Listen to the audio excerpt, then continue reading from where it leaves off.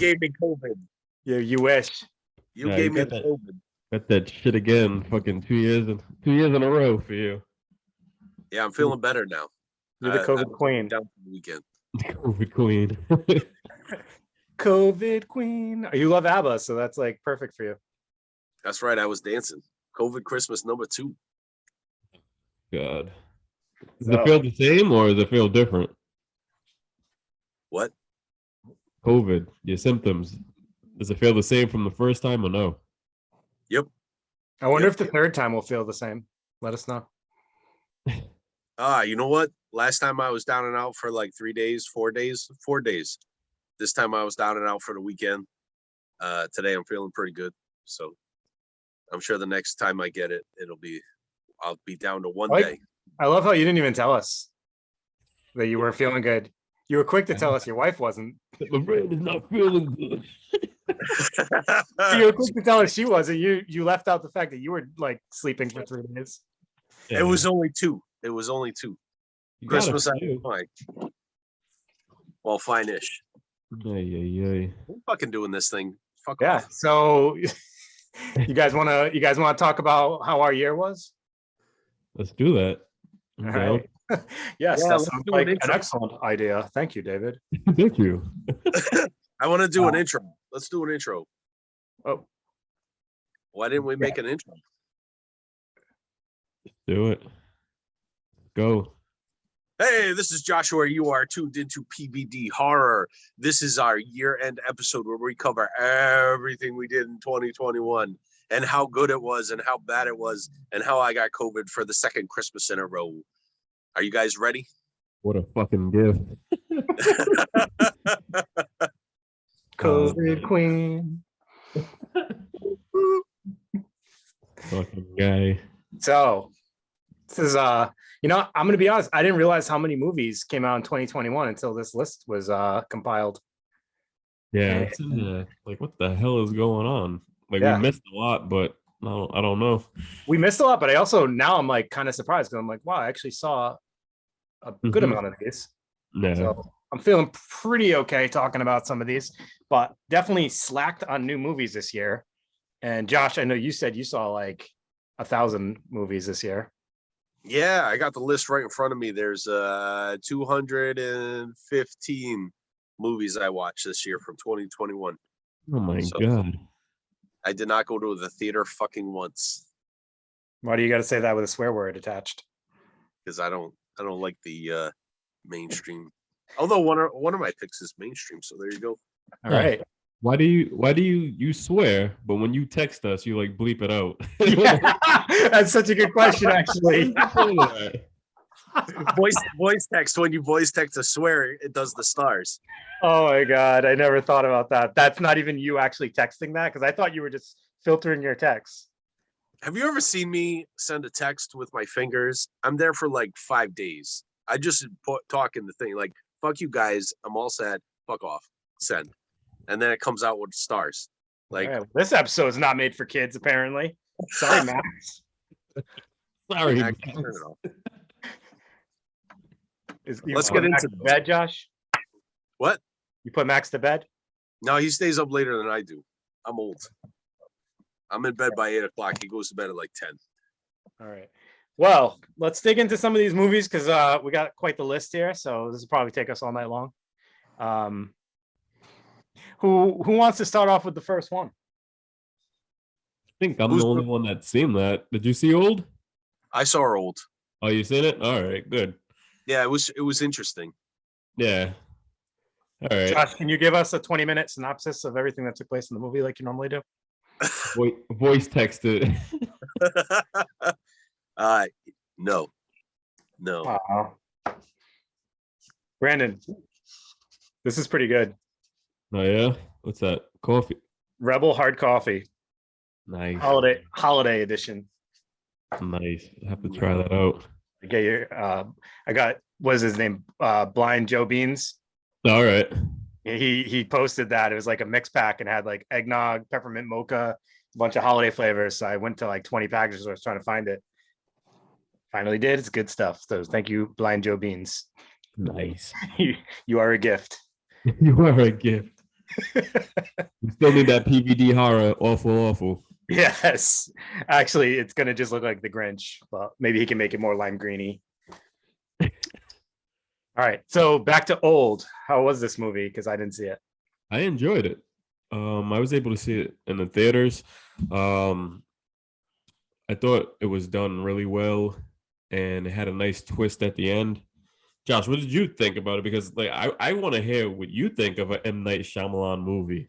Yeah. Because you're not a big so M. Night Shyamalan. Some of them are good, some of them aren't. Like he's very hit or miss with me. This one wasn't bad. I wouldn't rank it in like his top movie, but it was decent. Like the idea of the beach and it being studied and the science behind it. Like stop right there before you give any spoilers. Yeah. That's it. That's the cutoff. But I thought it was pretty interesting. It was really I like those concept movies where you don't see something like that in a horror movie ever. So and who's not afraid to get old? Yeah. Which M. Night Shyamalan movie did you not like? All of them. You kidding? Yeah, I didn't like the Lady in the Water. I didn't see that one. I couldn't get through The Happening. Like I like the premise of The Happening. I know it wasn't a great movie, but yeah, the only one I like was I See Dead People. Yeah. What about Signs? You don't like Signs? Yeah, not really. The Village? Nope. Is Unbreakable? it? All right. So here's one that I know we talked a lot about, so I don't think we have to spend like a significant amount of time talking about.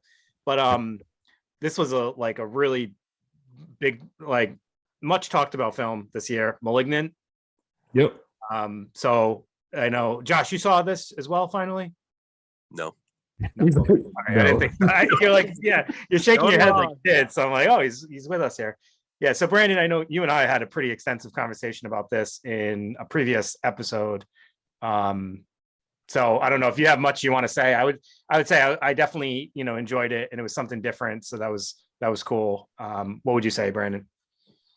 Definitely check it out if you haven't seen this. It's definitely like a B horror movie that made it to like like making it to the theater. I think Josh, you would definitely like it. It's like a movie that you would enjoy that just had a bigger budget, So I think I actually saw it now that you say that. Oh my God. No, look at that. It's on there? Do you have it on your list? I had to have.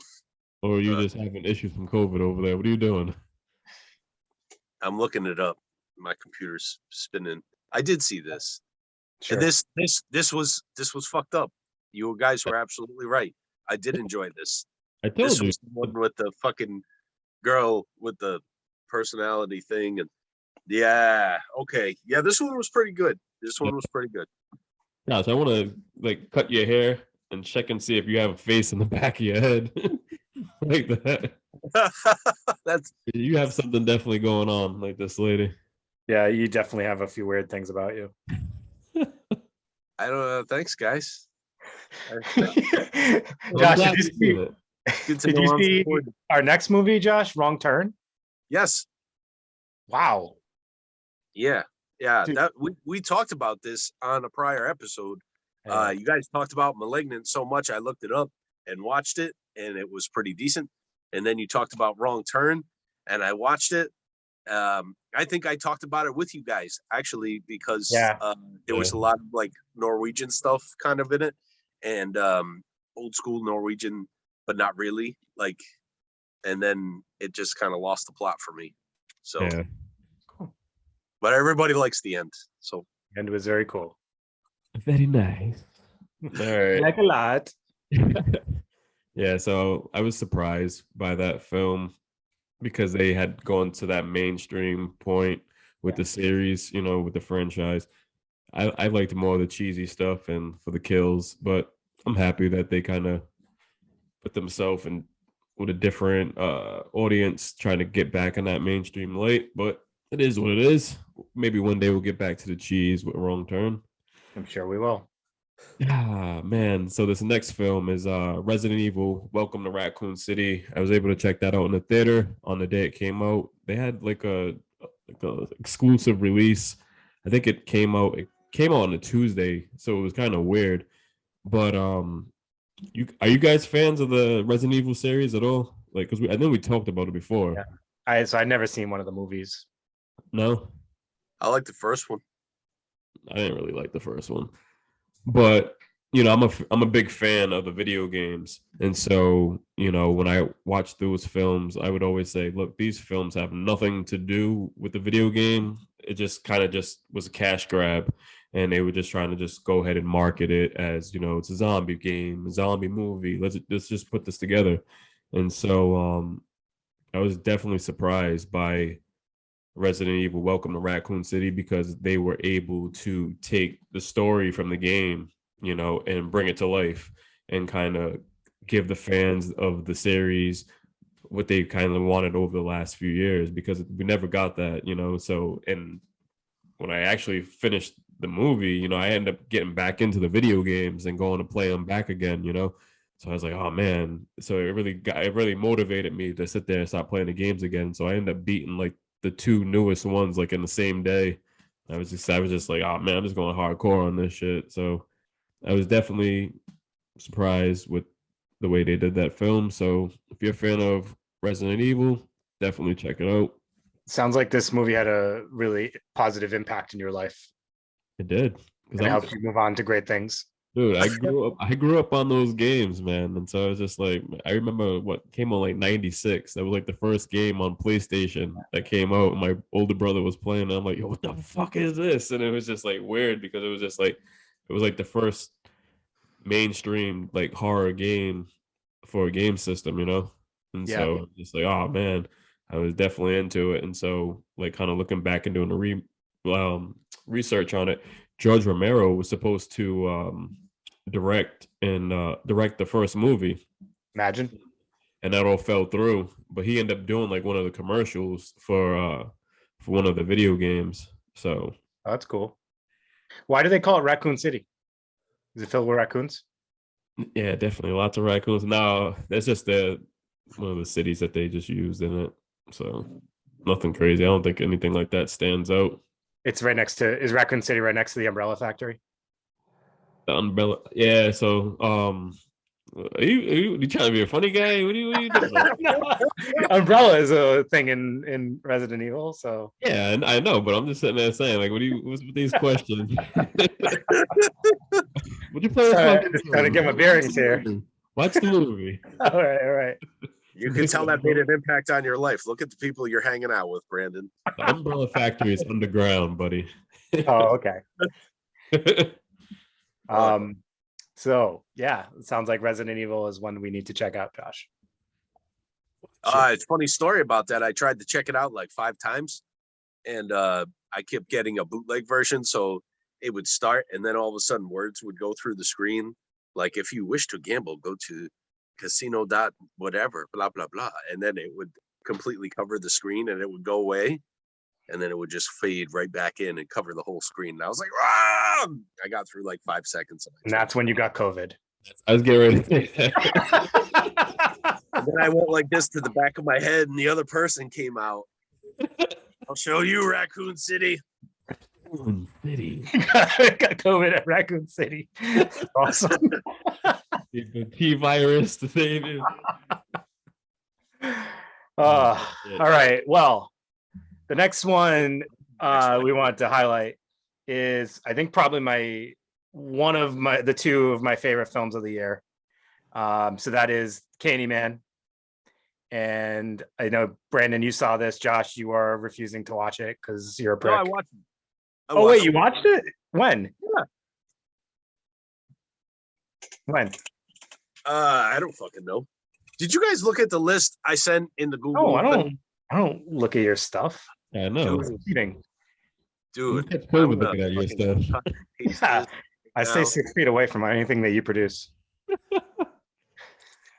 Yeah, I watched it and I appreciated it. I thought it was pretty cool. I really liked the end. I was like, oh damn. So I was really glad actually to have the conversation with Brandon before seeing this, because Brandon, when you talked about it in the podcast episode, you definitely phrased it in a good way that like kind of let me know not to expect what I was probably expecting, but to kind of go in with a different mindset. And I think that was helpful because at first I was so amped up for like a typical Candyman. And then you let me know it's like a twist on it a little bit. So I was like, all right, let me lower my expectations. But I actually loved what they did with it. So definitely one that I think everybody should check out. I know the race relation stuff is like, kind of divisive. Some people are like tired of seeing so much about it. And some people, still want to see movies about it. I'm kind of like, I think that they did a really good job handling it. So if somebody's bothered by it, I think you're being just overly sensitive. I was gonna say racist, but like that. I feel like if this came out at a different time, it probably would be even more accepted. But I think there is some people out there right now that I think are just tired of kind of this stuff just being so like present in all of our movies. But that's the thing. It's like you look back at it, even the first film dealt with the same stuff. So it's just like you said, just choosing to kind of like go a certain way with it. So, but I enjoyed the film. I thought it was done really well. So, and I seen a lot of people reviews on it. They hate it. Some people love it. So it's kind of just like, oh, wait a minute, let me just watch it again, and then I think they enjoy it like after the like fourth time they watch it, something like that. So, but it's just like, all right, if you have to watch it 4 times, you're just trying to like force it now. You know what I mean? Like to try to like fit in, just trying to sit there and say, okay, yeah, well, you know what, I could see it from your point of view now. Like, no, like I think that 1 or 2 times should give you that vision of like if you liked it or not from the beginning. Yeah. So Josh, what were your afterthoughts of this film? So I'm a huge Candyman. I like the first one. It was one of my favorite films. This one, I didn't think it touched the first one, but did you say you're a huge Candyman? I'm a huge Candyman fan. I didn't hear fan. I just heard I'm a huge Candyman. He said something about being a huge Candyman and something about touching something, and I'm like, oh boy. Are you behind the brick wall at home? Like I'm the guy Max Candy, the fucking ghetto bathroom with a hook. I got candy. Come in the hole in the wall. What kind of candy do you have? You want to find out? Come in the wall. No, thank you. Yeah, this one wasn't too bad. I dug it. I like how it intertwined with the first one. But it wasn't like something that I watch again just because I thought it was awesome. Like I watched it once, I'm good. It's not, I don't think it has the staying power as the original. So all right, that's my thought on that. Thanks, Josh. So the next film is a film that I kind of feel the same way about, and I have not watched it until this day. I only watched it the first time it came out, and it's Halloween Kills. Dave, you're a big fan. Josh, I think you're on the same train as me, and I don't even think you watched it. I did watch it. This guy has watched everything. So I'm gonna just throw you the alley oop right now and just give the mic to you because all right. So the kills were cool. Yeah. But there was a lot of like bullshit through the whole movie. Yeah. Like I fucking hated it. I hated it with a passion. It was a cash grab at best. Yep. And everyone went out of the way to say how great it was. Oh, because it's Michael Myers, like, but it's not good. Like the story, it's lacking so much story. Like the holes in the plot are like it looks like a Rhode Island road, man. You going through this movie, it's like boom, boom, boom. And anybody who's ever driven to Rhode Island, you know what I'm saying. Our potholes are huge. The potholes. They don't fix the roads over here. They just kind of like. Except this one was plot holes. Like it made no fucking sense. And then they're all beating him up, and he's down, and they're why don't you just fucking shoot him? He's on the ground, and then he gets up and kills like the whole fucking town. Like get the fuck out of here. No. You know what? They should have left it in 1979. That's all I'm gonna say about Halloween. Should have just left it there. Left it where? In 1979. 79. That's it. Was it 79? Should have left it. Left Where? it alone. Wait, where are we leaving it? Right into Candyman's hole. No. What year should we leave it in? 79. 79. Definitely 79. Josh, I Did it think you come might out want in to fix 79? that. I don't even fucking remember Halloween. Josh, you getting ready to receive a lot of death threats. You No, know we're what? gonna leave it in 79, like the year after it came out. You want to leave it there? Oh, was it 78? Oh, I don't give a fuck. Let The, people watch it and then leave it there after they've been able to digest it a little bit. They So should have just left I it get in what the you're 70s. saying. How about that? You Yeah, know what? I I'm get not a Michael Myers fan. Like, I'm pretty honest about my slashers, and I'm honest about my opinion. I've never been a huge Michael Myers fan. The first one was good. The second one tied into the first. It was okay. Number 3 was my favorite because Michael Myers wasn't in it. So that's, and then it just kept going and it kept going, and then Halloween H2O. Kind of like this review. Yeah. Move So, it along. So on to the next one. I get it. You don't like Michael Myers. Move it along. A few weeks ago, they dropped the extended cut. Did any of you guys check that out, Dave? I didn't. Yeah, I did either. rewatch Halloween Kills though. I did rewatch it. I watched it the second time and I enjoyed it. Well, I heard that the extended cut has a better ending, but it's still a trash film. Yeah. You know what's nice about watching this at home? You What's can that? walk away during the hospital scenes. I mean, honestly, that was like, it was almost like I couldn't picture myself sitting down and watching it like intently for the whole duration. But it was nice, like watching the parts I like, leaving the room, coming back, and then like, Yeah. and so that was kind of a nice way to enjoy it. Although, like I said, the first time I saw it, I liked it. But we will move on because I know we spent a lot of time talking about Halloween Kills. Next. Did Josh see this one? I think Josh saw all these movies. This is pissing me I off. think so. Josh saw more movies than Yeah, I I. saw this one too. All right. I What thoroughly one is it, Josh? saw Spiral.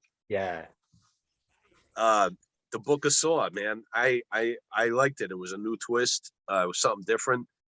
Didn't make my top 10, but it was pretty close. Like I enjoyed this. I liked the twist at the end and all the stuff that was. I mean, you could kind of see it. And Yeah. we talked about this, but I didn't see it at the time when we talked about it. But Ooh, was great. COVID. Ugh. I feel like I need to disinfect.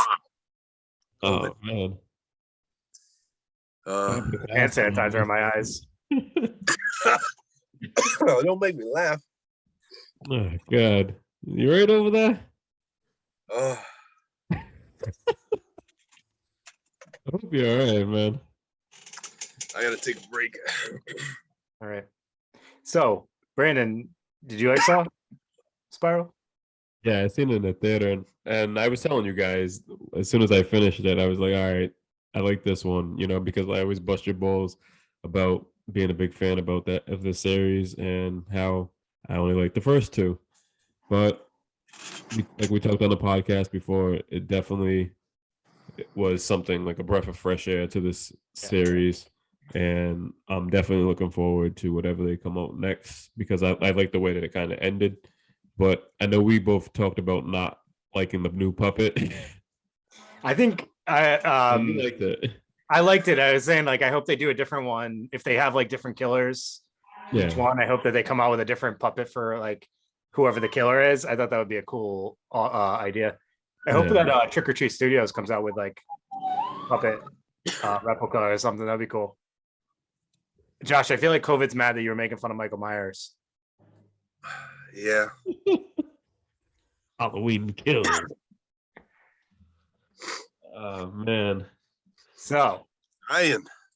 yeah. Josh, I doubt you saw this next one, so I'm gonna say you probably can take a break. Huh? I saw this one. Oh man. All right. Conjuring 3.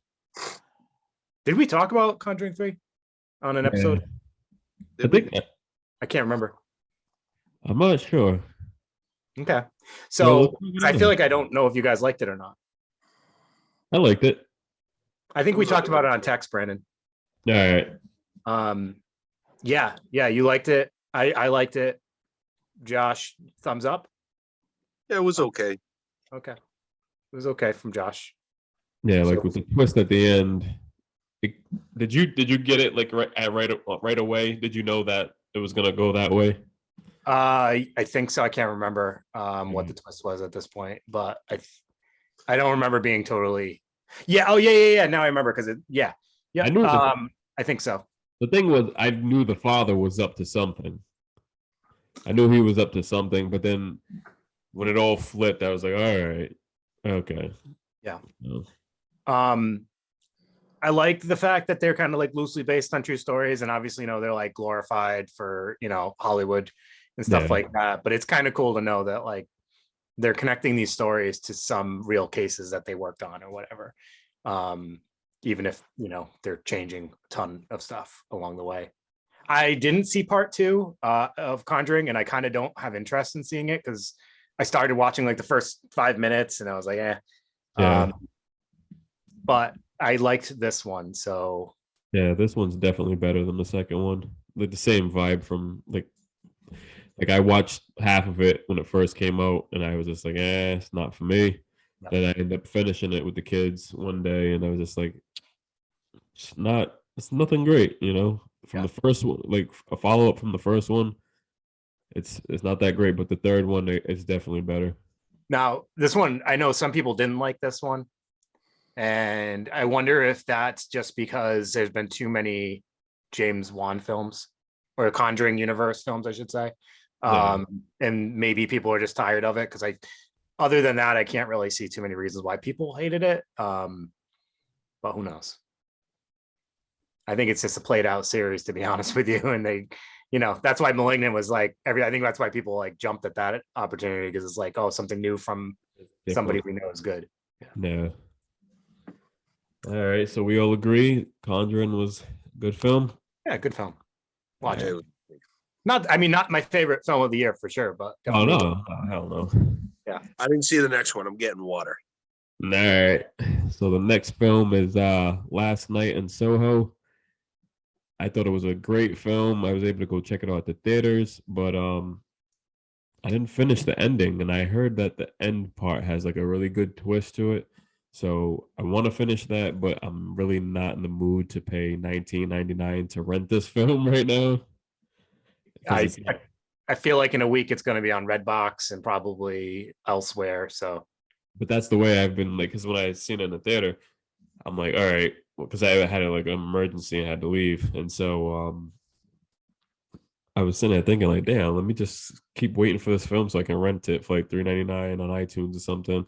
Because I want to see it in good quality, because the way that this film was shot, it was just like really done well. So like even with the soundtrack and all the music and like the flashbacks, it all connects together. So this is probably one of my top 5s, like my top 5 films.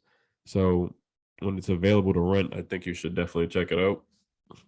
Yeah, I slept on this film. I didn't really realize that this was getting so much hype, and then I've kind of like regretted not making more of an effort to see it. But yeah, I think you'll really like it a lot. It might be even your top 3. Yeah, I think so. Yeah. Oh shit, I might have to. This will be like I do this every year. There's always one film I didn't watch, and I'll watch it right at the beginning of the next year, and it's already too late to talk about it. Our next movie is the trilogy of Fear Street. Yep.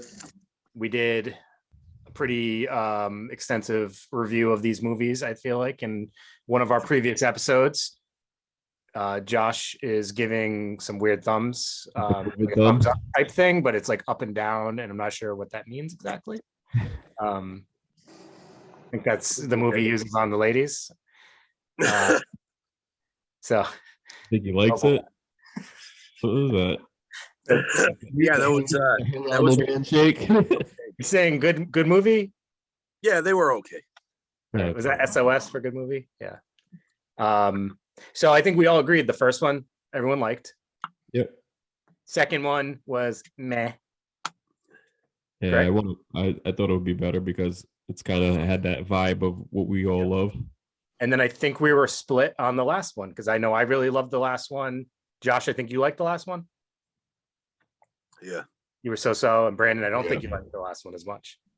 So I like the last one. I at first when I was watching it because I split it in half, so I didn't know it clicked back to the to the first movie. Yeah, that's Yeah, right. I so, forgot you didn't finish it when we talked about it, but yeah. nah, it was good. I liked it. Yep.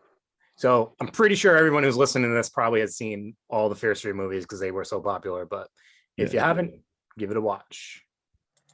Hopefully they have another one coming out soon. So Oh, here's some interesting news for people who love teen horror like R.L. Stein. Christopher Pike is going to have a movie made. I want to say it's The Initiation.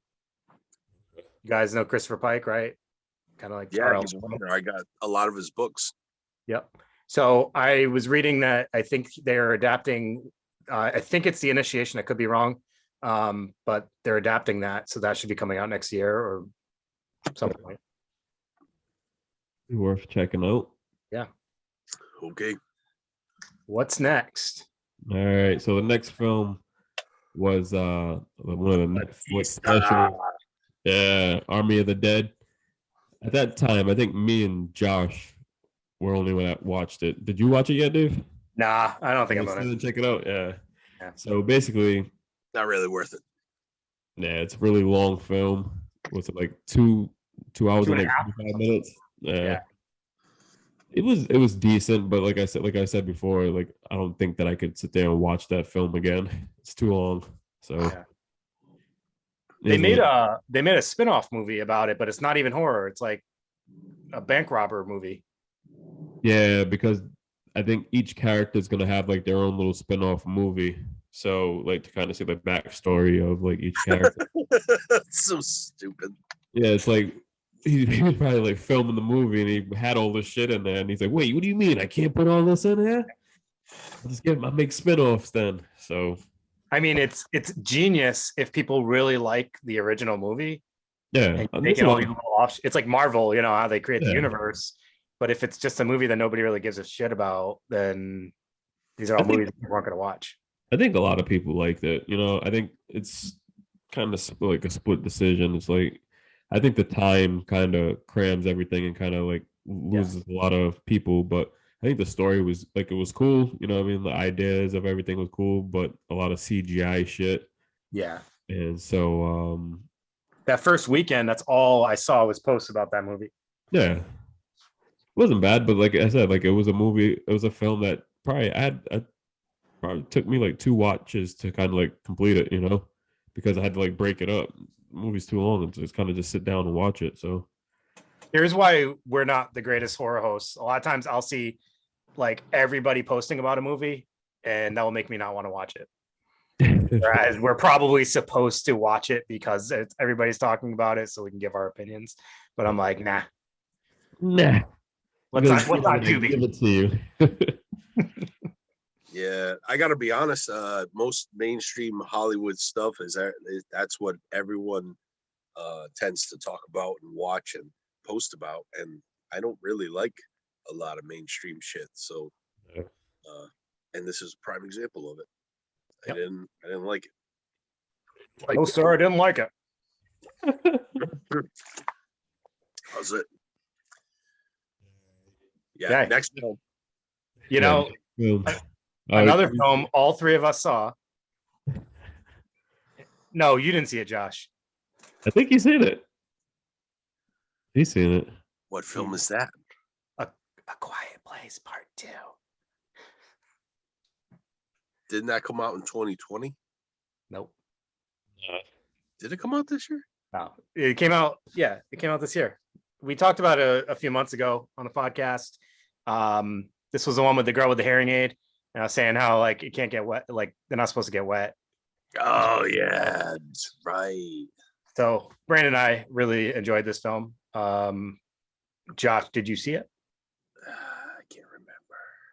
Nah, you didn't see it. No. You didn't see it. You seen the first one though, right? Yes. All right, so I'm looking at it online right now, and I'm like, no, I don't remember it. So Well- if I did watch it, it wasn't that good. well, since you've seen the first one, check out the second one because they're going to be making a third one. Sweet. I'm down. If you don't want to watch it, don't watch it. But here's another movie that kind of surprised me this past year, and that was PG Psycho Gorman. Did you check that out yet, Josh? You know what's funny? My brother gave me the DVD, and I haven't watched it. You got the Chuckles special version? Oh, Yeah. the We Chuckles. traded. I gave him banana splits. I would keep Psycho Gorman. Don't give him. Let him keep banana splits. Josh loves banana splits, though. Did you take this movie out, Dave? No, I didn't watch it yet. I was actually going to watch it this past weekend, and I didn't get a Isn't chance. Psycho Gorman, wasn't that 2020 as well? Are you guys messing with me? No, buddy. Ah, It's been a very long year. yeah, it's 2020 and 2021. They're all blending together. Like, Yeah, that's why like when we put the list together, it's kind of like what the hell, like you know what I mean. So let's see. Why don't you look that up? Let's see, Psycho Gorman. yeah, it says 2020. Yeah, but that doesn't mean that's when it came out.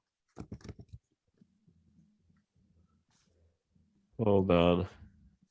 Because we were talking about that last year, Oh, we did not talk about it last year. the lockdown. We get a lockdown at the beginning of this year. All right. It did not come on Shudder in 2020. Well, it came out in 2020. Next.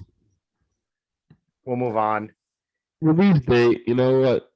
That's in Brazil. So 2020 September in Brazil, Canada. Let's see. This is that game where it played thing. Remember when we used to always kind of have those issues when we used to do the anniversaries and then like it would have different dates.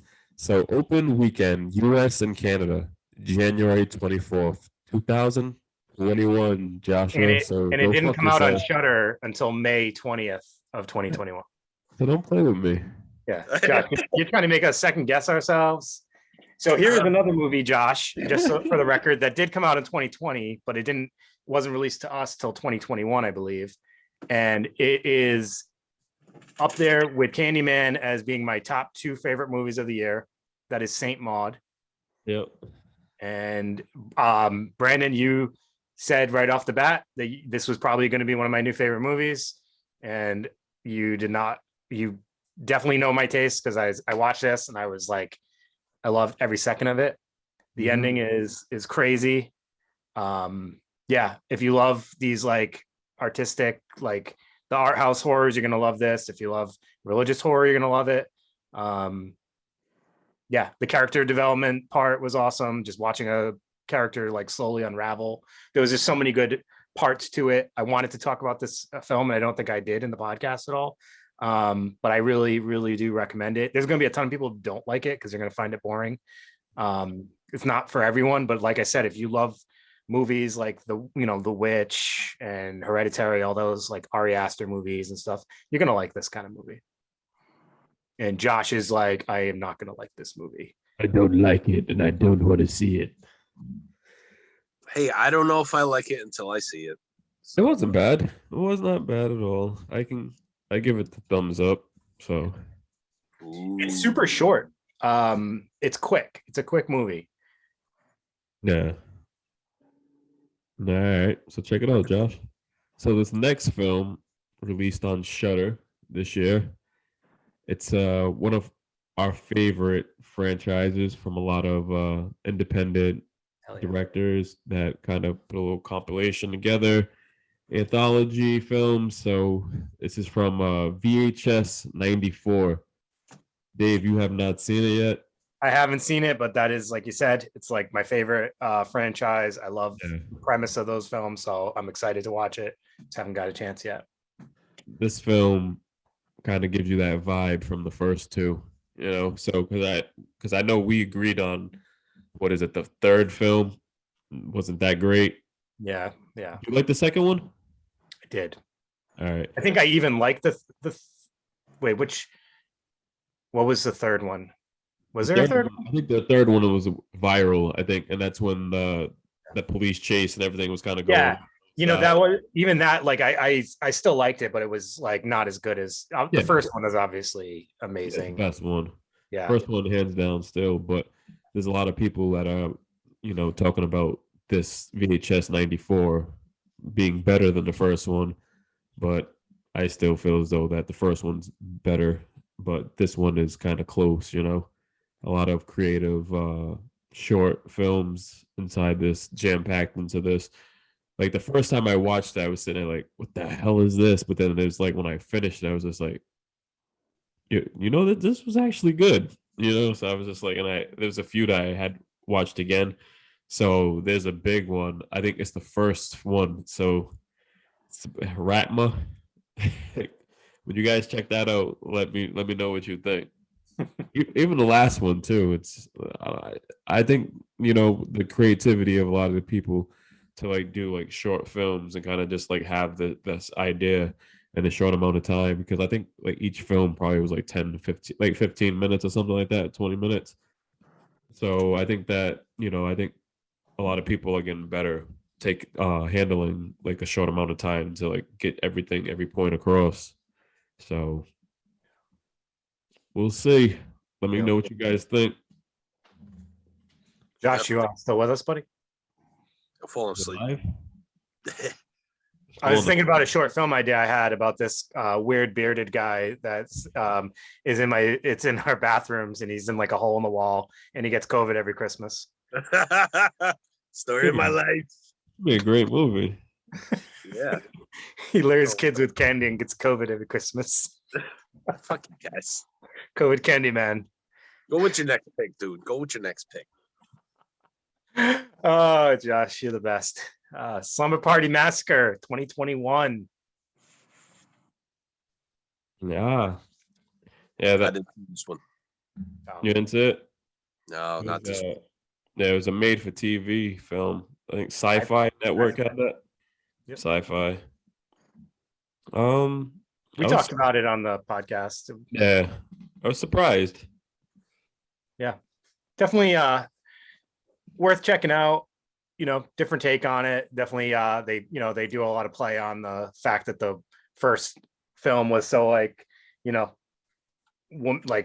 all the close-ups of the naked women and stuff. So they tried to like do a little twist on it with the guys and stuff. But it was pretty funny. And my only problem was the killer sucked.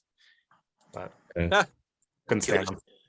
Yeah, I think he's doing with his freaking neck. I'm like, why are you doing that?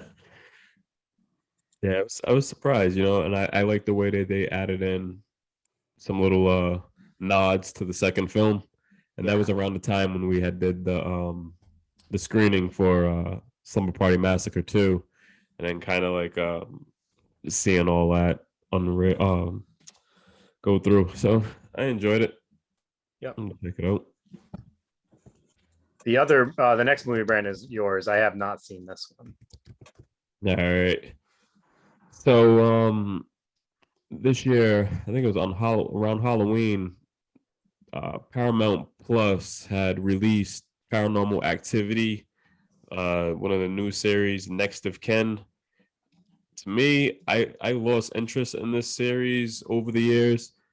I'm only a fan of like the first two films, and so I haven't really been watching all of them here and there, but I was actually I went away for Disney in Halloween, so we had time. We came back to the house that night and had seen that was released. So I was like, we might as well just watch it on Halloween night, Checked it out. It wasn't bad, but I wouldn't say it's like one of the greatest films. Like, what I mean? Like I said, not a big fan of the series. What about you guys? What do you guys think about the series in whole? So that I love found footage films. Yeah. So that was the paranormal movies were definitely some of them that like really got me into them, other than Blair Witch and a few others. So I loved the first couple of them. Then they started to get really repetitive, and it's like you almost can predict it. And then they did what's the one with like it's like the Mexican family? Yeah, I think that's 4. Yeah, it was one of the later ones. I like that one, so it kind of like resurged again. Right. Yeah, overall, it's like I could kind of do without them now at this point. Yeah, that's the thing I can appreciate. Like, it wasn't a film that went to theater, so it was just here, have it. It's on Paramount Plus, stream it. So I can appreciate that. So it wasn't like, oh, you need to see this film. It was just like, here, stream it. So I think that's the approach with those films now that I think they will get credit for. Kind of just being just one of those films that's thrown out there, kind of like how we had like straight to DVD. That's what this is now. Right. Yeah, it's a good way to look at it. I never thought about that actually. Yeah. This was the first Paranormal Activity movie I had seen. You seen it? Yeah. Yep. Josh, you're disappointing me, man. I didn't like this. I haven't watched any of the Paranormal Activity movies, and then I watched this one, and I watched it at like the beginning of the year, and I was like, "This is not good." Yeah. It did not make me want to watch the rest of them. That's for sure. Okay. All right. So this next pick is actually not a film, but it was a TV show. It was definitely another surprise from Sci-Fi Channel in the USA. It's the Chucky series. That just ended a couple weeks ago, and I had checked this series out with my kids. I think it was like well put together, and I was kind of surprised because over the years we've been given these kind of like cash grab movies, but at the same time they've been also straight to DVD films. But I kind of feel as though that the series has lost its magic ever since like the third film. A lot of people really don't like the third film, and some people love it. I thought it was a decent film. For me, Bride of Chucky was okay, but it wasn't like the greatest, and that's where you can see like everything shift in the series to like more like more jokes and shit. And so have you guys seen any of the Child's Play movies after? See the Chucky? I watched. Yeah, I've seen all of them. Curse of Chucky. Yep. Yeah. Cult of Chucky. Yeah. All right. So the thing is, with this show, it incorporates all those films into it, and so it has like a big twist like towards the end. So, and I was just like, oh, all right. So they did decide to kind of like roll with the other films. I thought they would just kind of leave it behind and kind of just do like just a series. I've been watching Chucky. Oh, you watched it? Yeah, I just didn't get to the finale yet. So yeah, I liked it a lot. Yeah, right there. Yeah, I was saying, ooh. I was shocked because I was shocked too because last time we talked about it, you didn't say anything about it. You didn't see it. I started it shortly after we had that episode. So yeah, I really like it. It's like shocking that they can get away with that stuff on TV. Yeah. It's definitely kind of like American Horror Story. Like they always up the ante of the things they do. It's like, it's pretty out there, but I can't stand like the girl in it. So like, she gets killed by the end. Like I said, I didn't finish it yet, but no, I know what you're talking about with the twist. Yeah. So they definitely, I like how they incorporated it. It's definitely like Chucky is like vicious. So he's back to like the way he was in the original couple of films and less comedic. I feel like he's a little bit more vicious and it's just tons of murder. It's crazy. Now, how far you said so you're kind of like into it. So have you seen it when like when they kind of make the young Charles Lee Ray? Yes. Did you so we can just talk about that now because I thought that was like really cool that they had used his daughter. I thought it was him. I was like, how'd they make him look so young? I thought it was Brad Dourif. I thought it was him. And then like it took me a while to figure out that's not actually him. And I didn't give it much thought. And then somebody posted on Instagram like, oh, this was a surprise. And it was like her taking the makeup off or something. Yeah, crazy. That was good. Yeah, Josh. So you know how his daughter played in the Curse of Chucky? Well, she was in the wheelchair. Yep. So yeah, they did like all the makeup on her and kind of made her look like her father, like when he was like Charles Lee Ray from like the first film. That's weird. Yeah, it was cool though. So Yeah, and they give him and Jennifer Tilly's character have like they show like their backstory and like yeah, it's cool. And then she also has her regular character come up too, so she plays kind of like two characters on that show. Yeah, it's cool. I wish we would get more quality horror shows like this and less like everything else they try to give us. like Scream. Yeah. It sucks though, because like this is totally like advertised as a kid show, so it's easy to look over this, but it's definitely not for kids. Oh no, not at all. Not at all. Yeah, all right, so our next film is another one made in 2020 but got its release in 2021, and we had the pleasure of interviewing one of the actresses from this film. So that's the movie Butchers, and we talked to Julie Mainville earlier this year to discuss the film. So this was one that what's up, Josh? She hated me. She's threatened to break my arm. Yeah.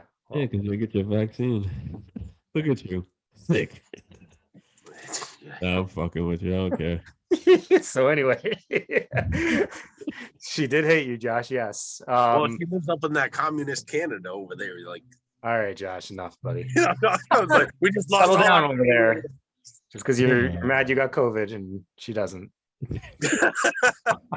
I hope. Shout out to Julie Mainville.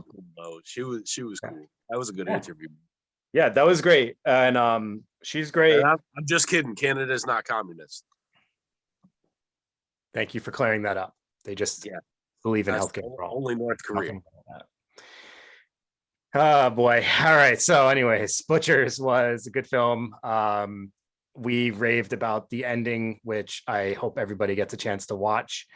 Definitely want you guys all to check out the interview. She was super interesting to talk to, and we were pretty cool ourselves. So check that out. Pat yourself on the back, Dave. I said we, meaning all of us. We. All right.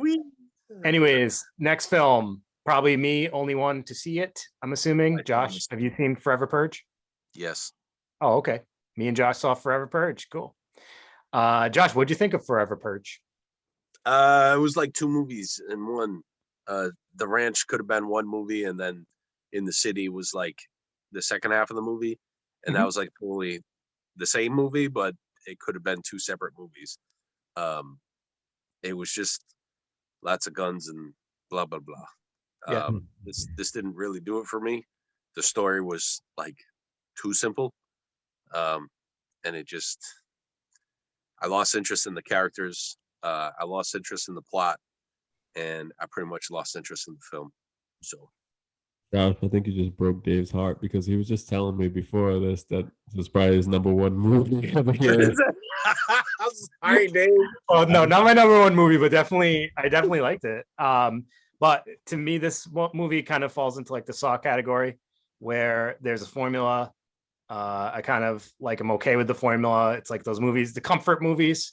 So it's not like going too much outside the box. I know what to expect. I know what's probably going to happen. Went doing in all their films. Like the last one was a lot about like race stuff. This one was a little bit about immigration. So yeah. And Brandon was telling me that a bunch of people hated this film. So that means I'm probably in the minority of people who may have enjoyed it. But I will say, if you like Purge movies, give this one a shot. I don't know. I don't think I can watch this one. I will say it was better than the preview made it look. And that was the preview made me think this was going to be absolute garbage. And then I watched it and I was like, oh no, this is exactly what I thought it was going to be. Actually, like if I hadn't watched the preview. Which is absolute garbage, Brandon. Brandon, you like the Purge movies, so don't listen to Josh. All right. I'll watch it. I'll watch it. And Brandon, it's not as good as the last one, so you'll know that. But it was probably better than some of the other ones. So, was it better than the second one? Which one was the second one? The when they president first one? Yeah. No, it wasn't better than that one. So you Yeah, just said it was better than some of the other ones. Trying to think better but than- not better than 1, 2, 3, 4. I think you were getting confused with the TV show. Did you better listen than the TV show. It's better than the TV show for sure. How many have there been? Well, I think this is what, probably the fourth one. Is this the fourth? Oh, all right. So no, it's not better than any of the other ones, but it's one to watch. Definitely one you can see. Ah, All jeez. right, I'll check it out. Next. Streaming. So Yeah. our next film is one that nobody's going to be able to see yet. Someone briefly mentioned it, but we keep talking about it. Hashtag Shakespeare's shitstorm. Try saying that fast.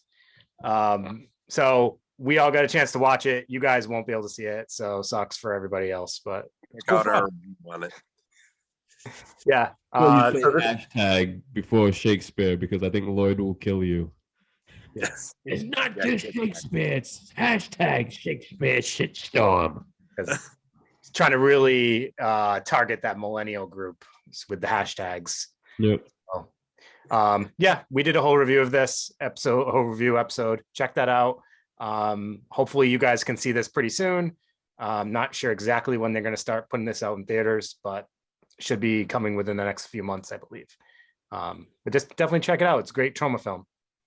Yeah, we also released like a review video and an episode on our podcast. So if you want to listen to more, check that out. And also we had Trovember. We did a lot of interviews with Lloyd and Rocco from I Need You Dead. And was it the Shithouse Boys? Oh yeah, Ben and Derek Johnson. House Productions, yeah. Yeah. So definitely check out our trauma. And also your favorite, Josh, Mark Torgy. Torgy. That's I'll never not my live it down. name. Mark, Josh, would you like to say his name right now? And just Mark Torgel. ooh, I was really nervous. All right, I know. We're sorry, Mark, that he messed up on your name. dude. I got death threats. Like, come on. It's not my name. I think Torgel. I really think he wanted to fight you. I think he wanted to fight you. You probably would have kicked my ass. He'll beat your ass with a mob. Definitely check that interview out. I fucked up. Listening to your body talk. I want to see You know what? We only had it for like 45 minutes, and I was like, well, I can't fucking fix it because I don't have time. So, like, roll with it. Yeah. No, he was a good guy. So definitely check out our trauma interviews. Yep. And let's move on to the next film. Our next film is actually Bingo Hell. That was an Amazon Prime Yeah. exclusive. Dave, is this So your top 10? No. what do you say? Is that my top 10? I think that is Dave's fucking top. Numero uno. Did you watch that movie, Josh? Yeah. Oh my god! So we all seen it. Oh my god! Wow, that's like Did you in watch the total whole- 3 hours wasted. Did you watch the full movie? I've only Yeah. seen the first half. Yeah. All right. So Josh, I had to shut it off. Me and my kid, I was sitting there. I put on with the kids because me and my kids we enjoy playing bingo. So I'm like, wow, they made a horror movie about bingo. And so we fucking put it on. My kids sitting there like on their iPads and their phones, like, Dad, what is this? I was just like, I don't fucking know. And I was just like, you know what? And I shut it off and I forgot what else we put on. But Bingo Hell Anything. just did not do it for us. No. It got crazy like the last half hour, which made up for the first like 45 minutes of complete Just dragging. listening to everybody pump this old lady's head full of garbage that she's like in charge of the block. Like, Yeah, oh boy. Jenny from the block, but like 100 years old. Yeah. And Hey, Josh, if you're able to put Forever Purge versus Bingo Hell in a throwdown, who would win? Bingo Hell. Oh, Bingo God. Hell. You guys did Oh. make it to the end. Bingo Hell at the end made up for like the rest of the movie. It Okay. wasn't great, but it wasn't fucking terrible. All right. Dave, gonna how do you finish it. feel? How do you feel about that, Dave? I think. Do we have to? Do I have to watch? I have to watch Forever Purge. I have to finish Bingo Hell now. I'm gonna say that Josh is full of shit because Forever Purge would kick this movie's ass. First of all, Oh my god, Oh, shit. it's fucking terrible. You know what? Have you seen Demons? Demons has that. DVD horror is about to break up if you keep going with it. Bingo Hell is a piece of trash. Forever Purge You didn't make it to is the one end. I will watch. I would watch Forever Purge again, and I will not even finish Bingo Hell.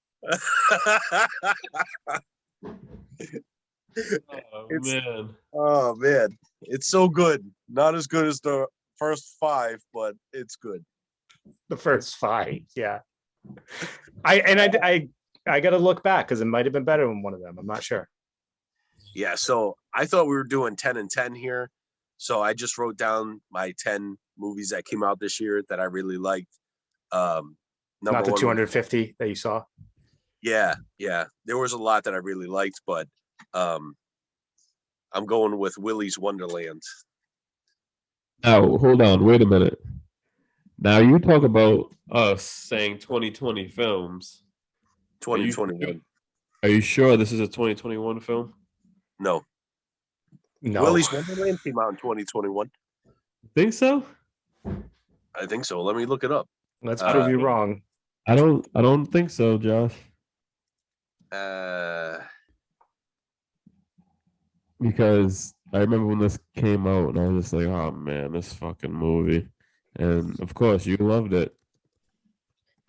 It is a 2021 film. Is it? Yeah, I thought so. It came out like January. It came out straight to Hulu pretty much, didn't it? Or no? Yeah. No. It was on demand first, I remember, yeah. It was because I think it was on demand and I paid $19.99 to rent that. It wasn't available to stream. You're a lucky guy.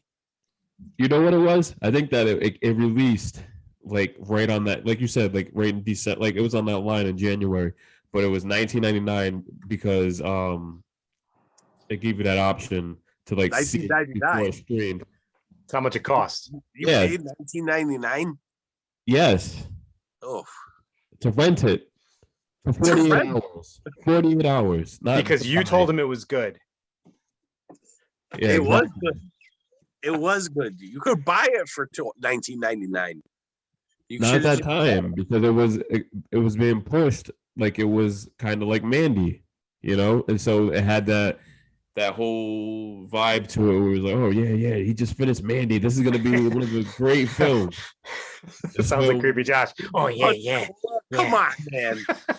Punch Cola. He's just like it's break time. He's like whooping some ass. Ding. He just walks away. Punch Cola. You know what? Punch Cola. Goes Did back. you watch it, Dave? No. All right. So here's the thing. Like, you know, I feel as though that I hate on this movie because, like I said, coming off of Mandy, it was a great film, and then it was just not what I thought it would be. So I just kind of like hate that film, and I had to pay $19.99. That's more of it. So bad. That's more of that than anything, I think. You know, if I'd have to pay $19.99 just to rent this film for 48 hours, I think that I would kind of like it a little bit better. But all right, I'm just gonna leave it alone because I can't even talk about this film anymore. So the next great film that came out this year was Danny Hall, the Killer Crab Elf, which I posted about around Christmas time. That was a great film. It's streaming on YouTube. This dude is a complete jerk off. He's a waste of space. He like abuses his mom and then tries to rob a guy, gets chemicals, and then has a crab hand. And he has to kill people to fulfill his magical destiny of crabdom. And he's a magic elf. He can't even swear anymore. And it's beautiful. It's a beautiful film. Is this animated? No, live action. Ooh, and then he fights the Squid Man at the end. Oh, it's beautiful. Fine Christmas film. I'm surprised you guys haven't seen it. Oh, you are? On my list to watch. I wouldn't be surprised if we didn't see it. Next on my 2021 countdown was Attack of the Giant Blurry Finger, which I can't believe you guys haven't watched this movie.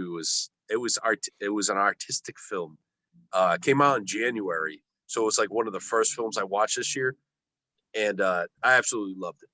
Not a horror movie per se; it's more like a love story, but it has a lot to do with abuse. You find out the thumb, and the thumb's kicking the shit out of the girl, and then all of a sudden, like the last half, you find out it's actually the guy, but as he's holding the camera, his thumb is in the camera, so that's why it was really well done, artsy film. Does his thumb do this the whole time?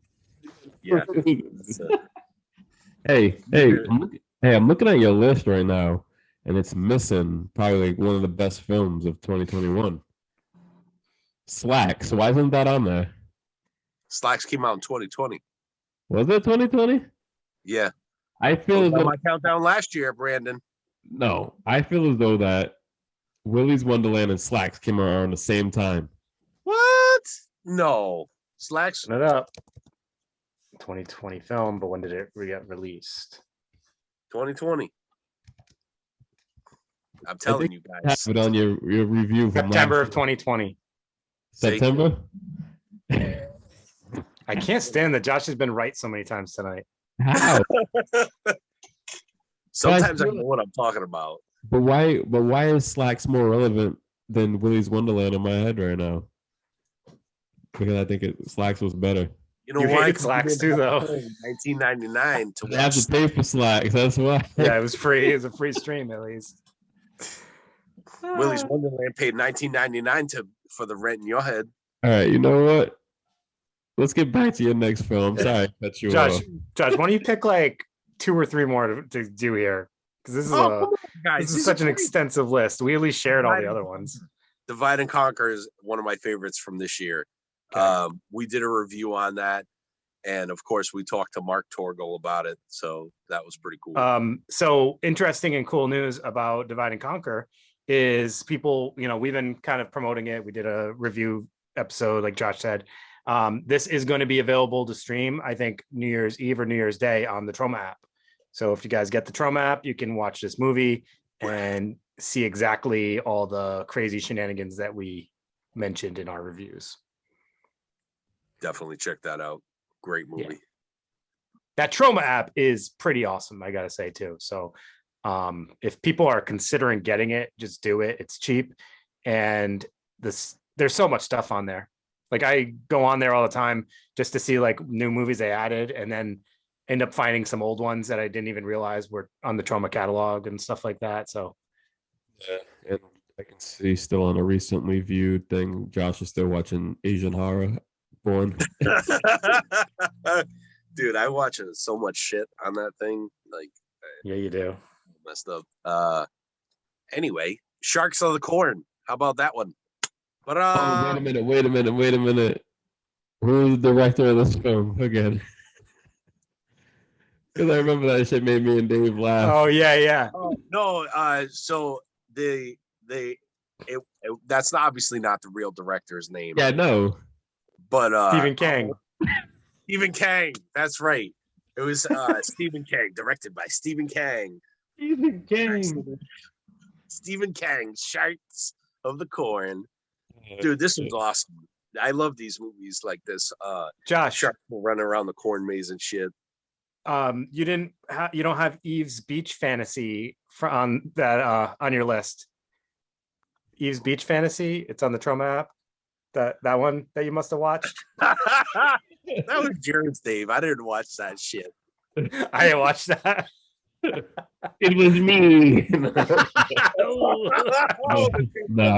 They'll never guess it was me. No, it wasn't. In between your conversation with Lloyd on Grindr. That was probably Max watching that. Imagine that little fucker. He's probably the one watching all the fucking. Yeah, anyway. I'm sure it's him. There was a lot of good films that came out this year. I'm sticking to this podcast. We're not talking about this. I'm not letting you guys don't get off. The other one was Great White. That was a main. Oh, was that on Shudder? Great White? I think it was. Did you see it? No. You have Shudder? No. Oh. No, I have illegal piracy. You have Shudder. I gave you my password like 20 fucking times. I never use it because all the Shudder stuff comes on these illegal pirating sites that I get movies on. What's your last name and what's your address? So Great White was actually a really well done shark movie, and I would put it right up there with Jaws. And everybody can hate me for it, but man, it flowed nicely. The scenes were great. Like the cinematography was great. The acting was great. Everything about this movie was fucking spot on. You go from Sharks of the Corn to Great White. Like Great White was really probably the best shark movie since Jaws. Right, so that's literally blasphemy, but all right. That's what everybody says, but when you watch it, you're like, wow, this is actually pretty good. Like this is just like the classic horror film Jaws. that's it. And that's obviously you guys haven't seen any of these. So the Demons Waltz is made by Steven Spielberg. Spielberg.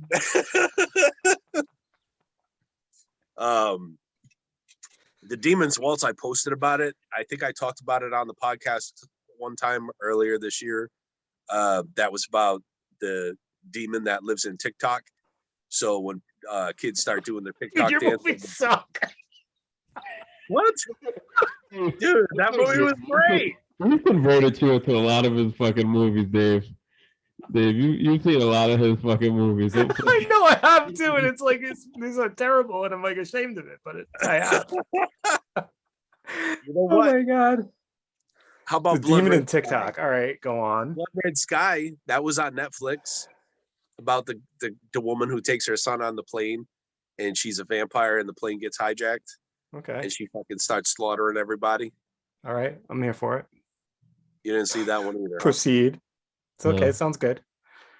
Fucking mainstream guys. That was pretty mainstream. It was on Netflix. It got to the top 10 at some point. How about The Curse of Humpty Dumpty? I am going to watch it, but I didn't watch it yet. Oh, you didn't watch it yet? No. Oh, you're missing out. Wow. Josh, you don't have bats on here. How was that? Yeah, I like that one too. Jagged Edge does some really good shit. I've seen almost all the movies that they put out this year. So, didn't you have Conjuring the Genie on this list? I did. I took it off because we were taking a long time talking about movies. So I was like, let me condense this list a little bit. But yeah, Conjuring the Genie, Sarah T. Cohen, Jagged Edge. Yeah, and what's her name? The Jagged Edge Productions. Nicola Wright. Is it Nicole? Nicole Wright and Megan Purvis. Those two actresses are with Jagged Edge, and they're fucking amazing. I love them. Humpty Dumpty got real dark towards the end. I think you'll like it. Yeah, I think you'll like it a lot. And then Chompy and the Girls was another one I really liked. Hopefully, we can get that guy on. That movie was fucking awesome. You have to set that up. What's that? I said you have to set that interview up. It's not on us. You guys got to see that shit. I saw the trailer, and the trailer actually looked really good. That is not necessarily a low budget film. It looked like there was actually some money put into it, or the quality is really good. So I am actually pretty excited to see that. I did contact him, so hopefully we can make that happen. But the special effects are really good in that movie. I don't know if it's streaming anywhere. It's not currently, which is the part of the problem and the holdup with doing that interview. But we'll make that happen. Where did you see Chompy and the Girls? I bought the DVD. You bought the DVD? Miranda let you do that? Bullshit. Shut up. Definitely. I'm telling Miranda. A good movie, not to be missed. And then the next one, you know what? Fuck it. How about that? The Manson Brothers, Midnight Zombie Massacre was a wrestling zombie movie, and I'll just leave it at that. How about that? That's my list. Okay. Fucking awesome list. And also, there's another film. I don't think that any of us had seen it, but it was Don't Breathe 2. Did you see that, Josh? No. No. I haven't seen it either. And I keep meaning to watch it, and Yeah. I never remember it when I'm actually like getting to watch a movie. But from what I heard, everyone had to say that it was definitely like a cash grab, like a film that did not need to be made. You know, it is what it is. People enjoyed the character, but it was a film that didn't need to see the fucking Light of day. light of day ever. Yeah. Kind of like some of Josh's movies, but it was made. It's kind of like Crab Hands meets The Mischievous Elf or whatever that movie is.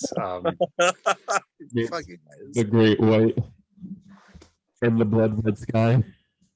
You know what movie made big waves this year was J.A., and it was an Indian film, and it was about a little girl who like goes after her. You find out later through the movie she's chasing this couple, and it turns out that she was their aborted baby, and in India, I don't know, they abort girls. If once they find out it's a girl, they have abortion, and it's a big like, I don't know, pandemic over there of no girls. So it was like they made this horror movie about it, and it was fucking making waves in India. So little world horror that everyone should check out. It's called Ja. I think it's streaming on Amazon because they have a thing going with India right now. So that movie's big in India. Dude, they got in a lot of trouble in India. Like the guys that made it were getting death threats and shit. Like it's one of those they're heavily populated there, so a lot of families want boys to carry on the name, and when they find out they're having a girl, they just have an abortion because they don't want girls. And the problem is they have like 75% men at this point, you know what I mean? So they're like, no, girls are okay, and they made this horror movie about it and caught tons of shit. So at least that's my understanding of the India. Yeah. I'm not, obviously I don't fucking live there, so I don't know for sure, but definitely worth checking out. So that is the movies we watched. Pretty much all of the movies we watched in 2021. Well, Brandon and I, at least, because Josh watched 250 something movies of 2021. You guys used to, the first year we did this, you busted my balls. Oh, you don't watch any new movies. I know. You really overcompensated. I think we missed them. We missed some films. There's probably some films that we've seen that are on this list, but I think these are the ones that stand out. So I didn't want to pull a Josh and talk too much or like put every movie. Just kidding, Josh. I'm just joking. You turned that frown upside down, Josh. I'm just kidding with you. There you go. You can go have what is it? The James Gunn? No, who made that movie? The Army of the Dead fucking extended version. Josh's fucking. Who was it? Why can't I think of it? Because it sucked. Wow, I can't think of the guy's name. Wow. All right, on to the next. So we hope that was somewhat helpful to people listening. If you're trying to think of what movies from this past year you want to watch, or if you just want to listen to other people's opinions of the movies you already saw, or you just want to hear some opinions that you want to be able to disagree with, I'm sure you can disagree with us. So we also wanted to kind of just talk about a few things from that happened for PVD horror this year. We were kind of reflecting and just kind of talking about how grateful we were to have such a great year, despite, the pandemic going on, the shutdown. We essentially like really took off with the podcast in the shutdown, which made a lot of sense. But we were looking at some of the interviews we did this past year, and guys, I think, it's kind of like going down memory lane a little bit, like thinking about where we started. So we had done some interviews last year, but the first one we did this year was Tusia Lyman and Bailey Edwards from Mothers of Monsters, which was a super interesting interview. And I think that was for me, it was one of the more impactful ones, is about how we can talk about other stuff with horror people. You know what I mean? Because we definitely charted on some different territory with school, whether it was school shootings and stuff like that. Speaking of, the Sandy Hook anniversary was just December 14th. And Tusia had that connection with the Sandy Hook of a family member that was attending school that day. And, that kind of inspired some of the film. So I thought that was kind of like interesting timing for us to even be talking about this. Even like Xander Robbins' episode, kind of talking about some of things that people deal with on a daily basis in life. So, and like you said, it's just like all of our interviews kind of like have that background now where it's not just about horror. And then like when I talked to Amelia about like, just growing up living in a certain area, and then horror going on outside of my life, you know what I mean? Like to some people, they don't understand how life could be that way or see certain things, and I would see it on a daily basis and it would be normal to me, and it would just kind of be like whatever, whereas some other people couldn't like deal with that type of stuff. But this is what we've created, and I think a lot of people kind of appreciate what we do, because even when we started doing our live events and I was packing up and leaving one day, one of our listeners was outside and they were just like, oh man, like thank you guys for doing everything that you've done with these podcasts and in these events. Like you guys got me through COVID with your interviews and all your episodes and stuff like that, and kind of made my life kind of normal. And so when people kind of like stop and kind of point out what you do, it's just kind of like, wow, I don't realize that, because I can see how everyone else does stuff for us, but it's like when you kind of like stop and think about it, like, wow, like I am making an impact on somebody else's life, and I think it's cool. Yeah, and I think a lot of this was also for our own sanity, doing these episodes, and Definitely.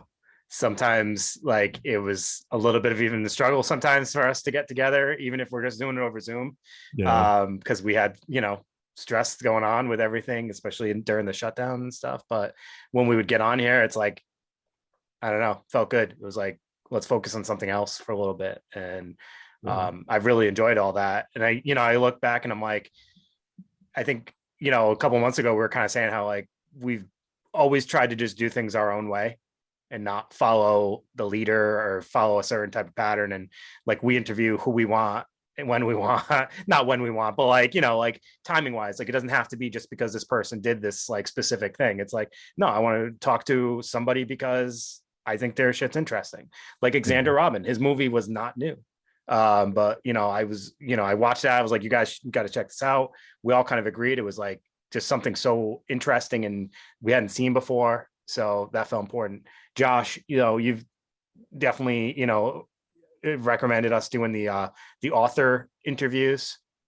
So we had Sean McDonough, we had Aaron Beauregard, we had Don Shea, we had Ray Johnson. What's cool? Like they're all friends now. Aaron Beauregard, he hung out beforehand, and the Death Drop guys, like we hung out for a while, but Ray Johnson had no idea who I was. And I just started talking to him about his books. And next thing you know, he was sending me all his books. Now he's sending me Christmas cards. Like, that's pretty awesome, cool. That is really cool. I talked to Sean McDonough, at least like, we don't talk on the phone or anything. We just message, but I message him once a week. I still message Dawn Shea. Like she has new books coming out all the time. Like, and there's another thing. D&T Productions had just started when we interviewed her. They look like they're blowing up. Yeah, they are blowing up big time, and they have like award-winning authors they're signing up now. So good for her, And if we could help somebody too, like I was so grateful. She sent me a couple of books. I read them. Some of the stories were good, some weren't. They were what do they call it? Short story compilations and stuff. But she was such a nice lady to send those. I was like, yeah, come on, man. Like, let's do it. And she got huge. And it's really cool, like, that we could help facilitate that. And, I'm happy for her. So, yeah. Also, thanks to Sean. He sent us his new book, I appreciate that. He didn't have to do anything like that, but it's just like, we've networked over the last few years and just build friendships, like you said, like how everybody's been doing. And I think that's really cool. Yeah. I kind of want to point out a little bit of like some of the, the indie filmmakers too. kind of thank them for coming on, and also just kind of remind people to make sure you guys are checking out the indie horror scene, because there's so much out there right now that's just, new and interesting. So we did like the Rocco Zevenbergen film, I Need You Dead, and he had his buddy Esteban, who's in that movie. I loved. Huh? What's that? Esteban was mad cool. Yeah, Esteban it was a lot of fun. I didn't even know he was gonna be there. I felt so bad. That was great. But then we had like David Liz, he made the film The Welder. He was super excited to be on. That was a great interview. I love the energy. And that's a film that people are going to be able to check out pretty soon. Trying to think, we had Sarah T. Cohen and Georgina Jane. We did the UK lady interviews. That was super fun. Julie Mainville up in Canada. There's been so many. I don't want to leave out Ben and Derek Johnson. They got Weird Air coming out. Kovic. Remember, I say her name wrong all the time. Clara Kovacic. Clara Kovacic. Yeah, she was pretty awesome. Like, yes, she was mad cool. And then through her, she was like, "Did you see Shark Swarm?" And I hadn't, but I did, but I hadn't seen it in a long time. And when I rewatched it, I was like, "Oh, I saw this." And then we got Matthew Chernoff to come on. Yeah. And how cool was that? Like, he was from Rhode Island. Like, mad cool. Yep. And Nick Principe was from Rhode Island too. We were talking about, connecting with people, and I actually got to meet Matthew in person when I went to LA last month, and it was so weird. And it was like I felt like I knew him for a long time, just because we had just all connected through that interview and had the Rhode Island connection. So going to the West Coast and meeting someone from Rhode Island over there was pretty awesome. And he showed me around, showed me all the Halloween sites and stuff. So it was cool. Yeah, Ben and Derek Johnson were mad cool too. I talk to Ben quite often now. I just did his podcast. He does totally tunular, and they asked me, they're like, "How did you get so successful?" And I'm like, "I don't know. We just do what we want. Like, there's no rhyme or reason. It's not like we have a set cookie cutter thing that we do. We interview who we want. We watch movies that we want to watch. We post about movies we want to post about. Just because everyone else is doing something, that doesn't mean we're gonna do it." Yeah. And I don't know if that sets us apart or makes us different, but like, you either love it or you hate it. And like, I would probably do it anyway, honestly. It's kind of what we were all doing a little bit on our individual pages previous, and then we just decided to join forces, and I think it's been a great recipe. Just a couple other like shout outs I want to give is like it feels like this was not even this year. Feels so long ago, but Satanic Panic, I can't thank that guy enough.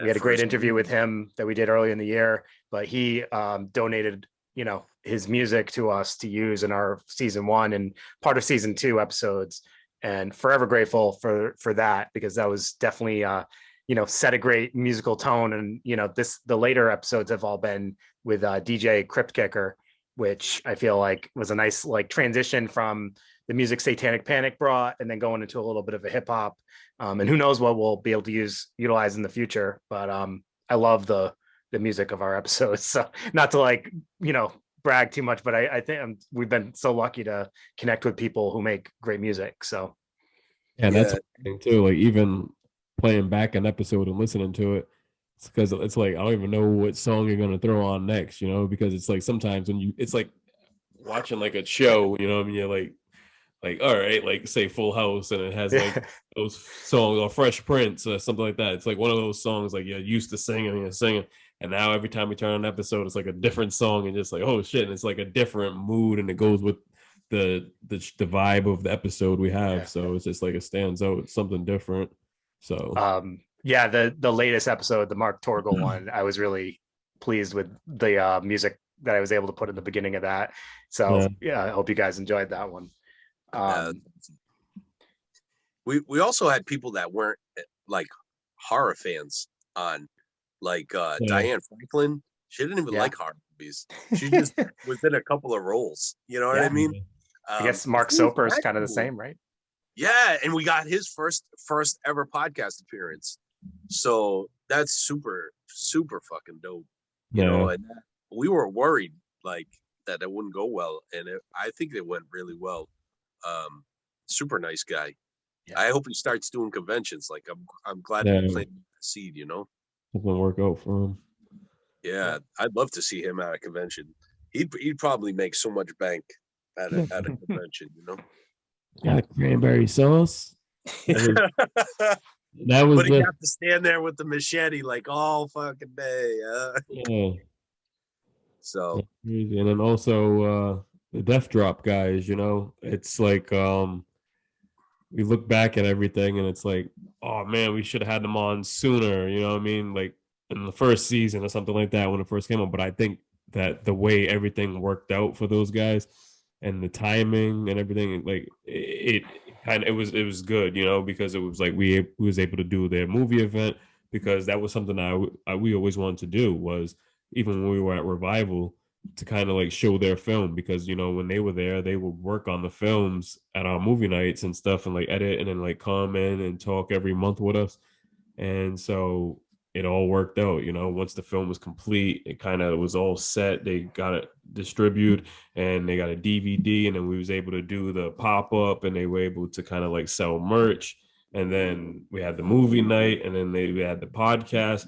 So it's just like, I think that sometimes, you know, timing's everything, and sometimes things just don't need to be rushed, you know? Yeah.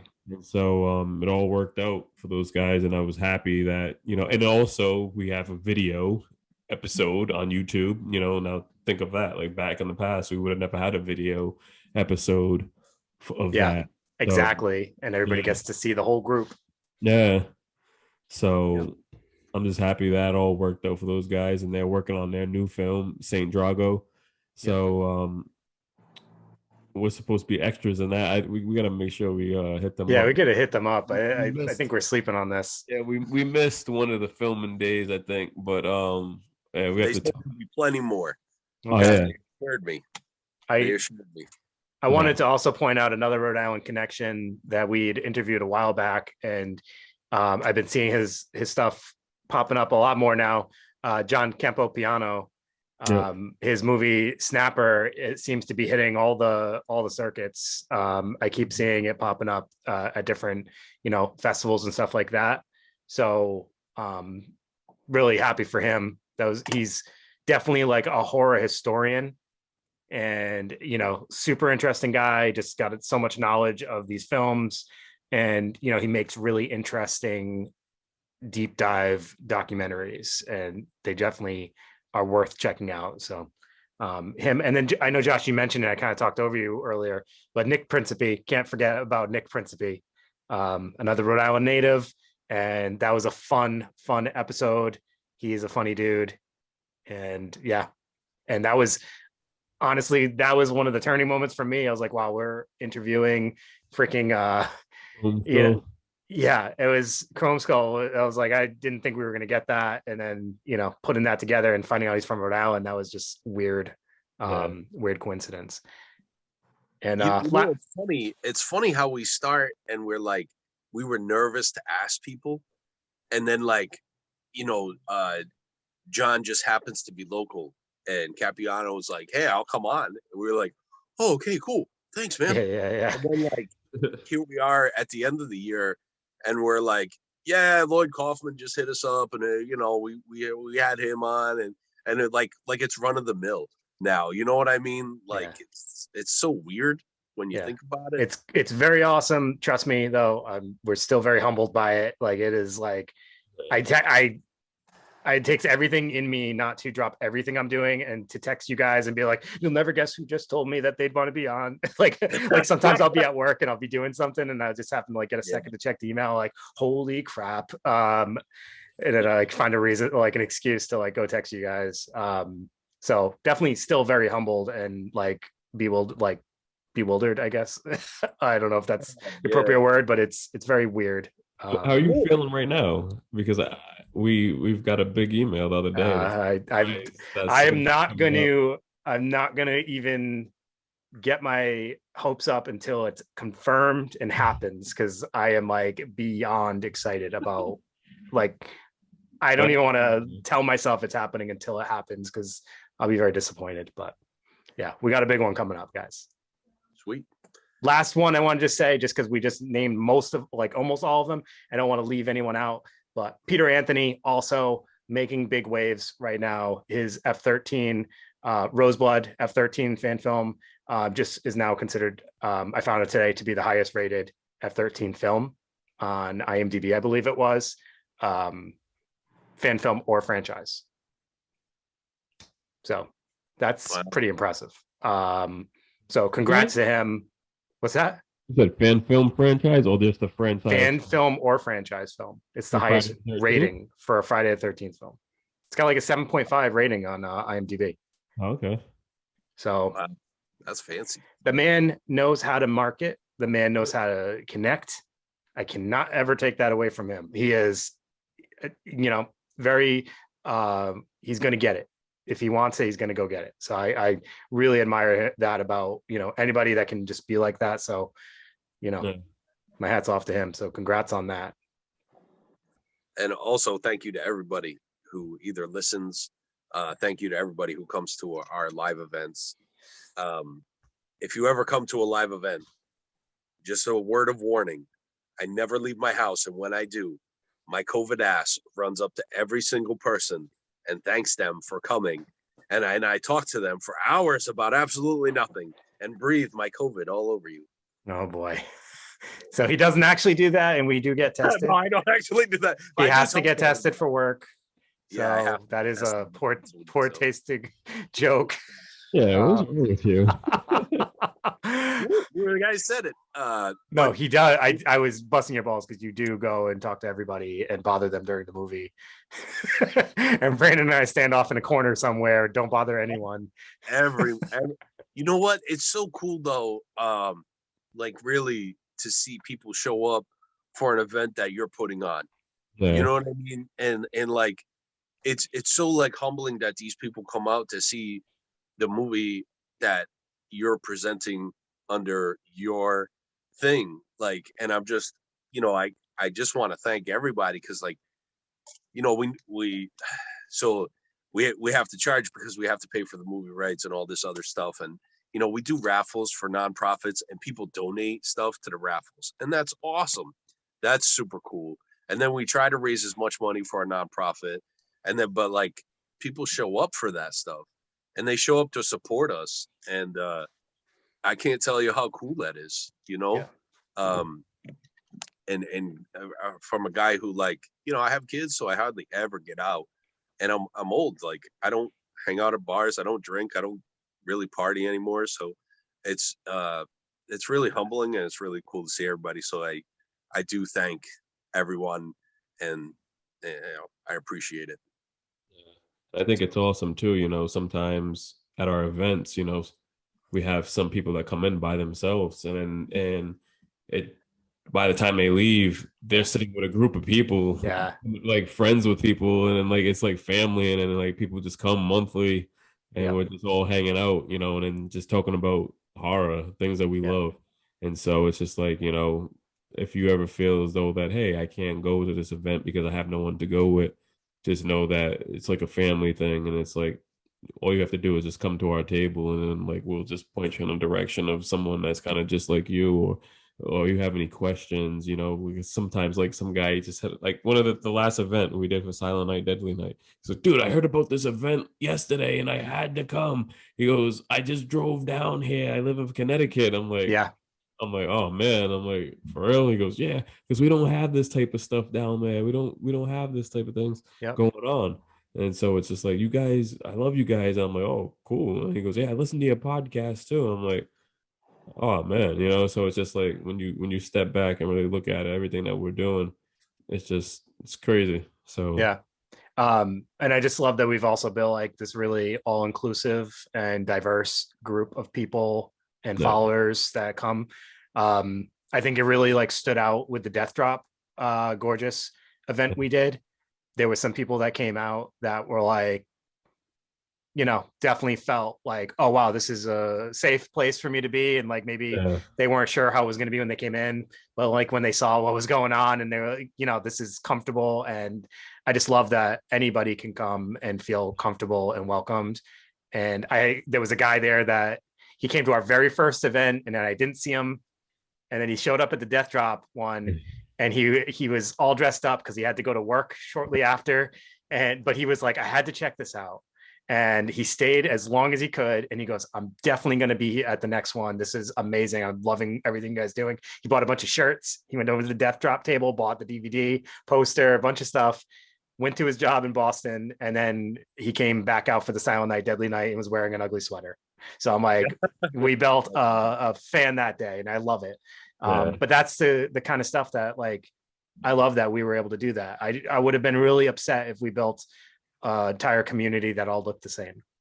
And the fact that it's where everybody's so different, but nobody like thinks twice about it. I freaking love that. So wow, look at the three of us. We couldn't be more different. Also, and at the end of the day, like you said, we do the raffles. I want to say shout out to D-Lo Draws. Yep. Shout out to Rock the Dead, Alex Stitchin, Monster Mike. There's just so many names. And who else we got? We got Aaron Beauregard, Kevin Donnelly. Yeah. Nina gives us stuff all the time. Yeah. Yep. She. So FYI, I am going to start a book club in 2020, and we already have authors. 2 years ago. It just takes a while to get it started, but the idea happened in 2020. 2020. Well, gotta start it. Game's coming out 2021. So I mean, what was it? 2001. 2001. Dude, I love it. Yeah, so next year, and we have local authors lined up, and Nina is going to give me a hand with that. So big shout out to Nina. I don't remember the name of her store, and I've never actually shopped. Nina Martin is her name, right? So people can look her up and they can find her store.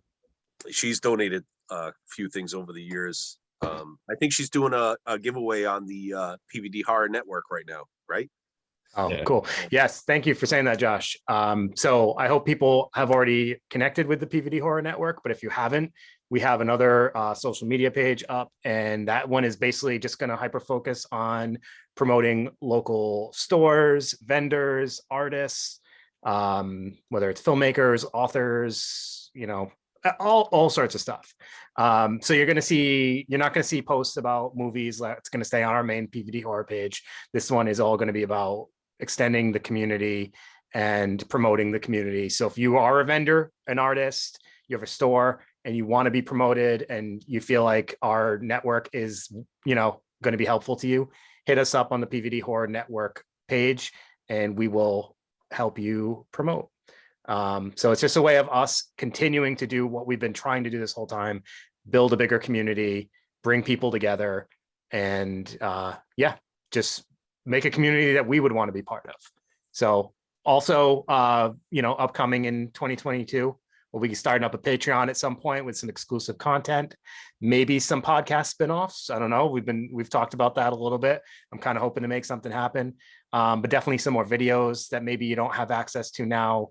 Some back episodes might not be available in the future because they'll be on the Patreon, stuff like that. But yeah, that's about it. Also, the website, Dave and I sat down, Dave, our sound guy, Dave and I sat down and hashed it out. So it's not going to take me too long to put it together. I will be working on it this week and next week while I am home with the vid. And the things that I cannot figure out, he knows a guy who is going to work with us, and we're going to get that going. It's going to have reviews on it. The podcast will be available, merchandise will be available, all that stuff within hopefully the next 2 weeks. So shout outs to Dave, the sound guy who does the sound at all of our events. He takes his job very serious. Gotta have a lot of love for that guy. Brings all of his equipment. He makes sure that sound is spot on. If you ever come to one of our shows, you aren't going to complain about the sound. That's for damn sure. He's amazing. All right. Yep. So expect the website to come out in 2019, and then Josh's book 2020, club to come out in 2020. 2020. Got some big things for the past. Oh yeah. Well, there's the spinoff. So not only are we having a local book club with local authors, when we're done reading the book in the book club, we're going to get together and interview the author. So everyone that is in the book club can show up and ask direct questions to the author about the book, and we're going to record it, and that will also be available on this fine podcast network of ours. Hopefully we can make that happen. We'll have to figure out the details. Might be getting a little ahead of ourselves on some of this stuff. We don't even know if we can make all this most of it nailed down. Okay, we'll talk after. So why have we never heard about this? It's on air. Yeah. Glad we have a recording of it for everybody to hear. Oh, all right, Brandon, any parting words? Thank you very much. Let's keep the horror shit going. Yeah. And just the same, just look forward to doing the same thing with you guys again for next year. Appreciate it. Thanks for everybody coming out. Enjoy it. All right. Sounds good. Everybody have a good night. Thank you.